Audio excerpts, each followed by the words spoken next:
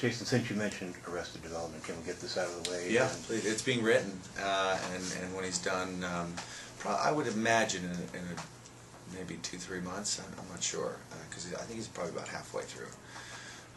And when he's done with it, we'll probably get to the scheduling part of it, which could prove challenging or not. I'm not sure. There's 9 people in the cast, nine people that he basically gave a career to or revived their career. In some cases, my case. So we're all busy, thanks to him. It's his own damn fault. Now, the last couple of times we've talked to Michael Cera, he's kind of been the holdout. Have you guys had to go in and break any bones, or?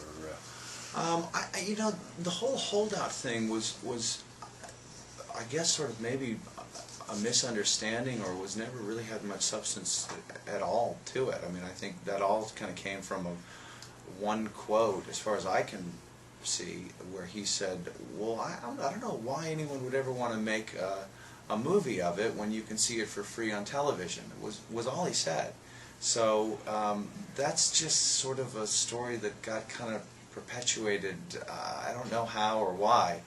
Having said all that, we have been asked not to talk about the specifics of the movie, who will be there, who will not be there, and what the storylines might be. So I'll leave it at that. So who's going to be there?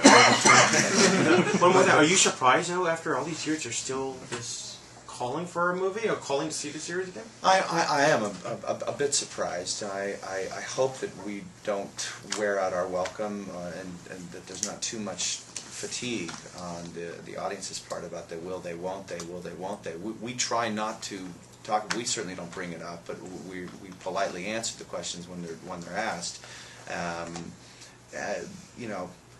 I'm glad that there is at least a little bit of interest, because I miss them all and would love to do more of that work. I don't think it's made for television because of the density of Mitch's writing. I think you need to be trapped in a dark room so that you don't miss that one word that could make the whole third act work.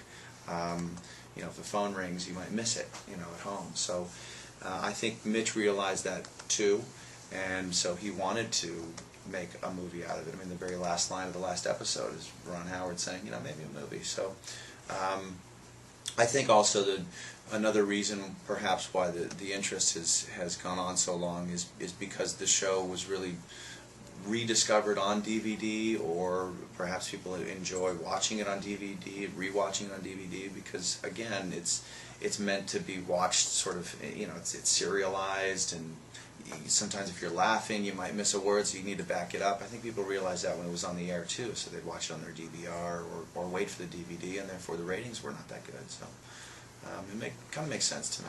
But there also has to be a certain gratification. I mean, earlier this morning I got a call from my daughter who lives up in Toronto. In fact, she met you on the Juno interviews, and she said when she heard that there was going to be a movie, she said, "Tell them people will be standing in line." There's a huge following in Canada, and there's the sense that even so many years after it's been on the air, people want to know what happened to these characters. Yeah, I mean, we love that, and obviously we hope that we don't exhaust that. We hope that we can get the film out before those people go away or die off. I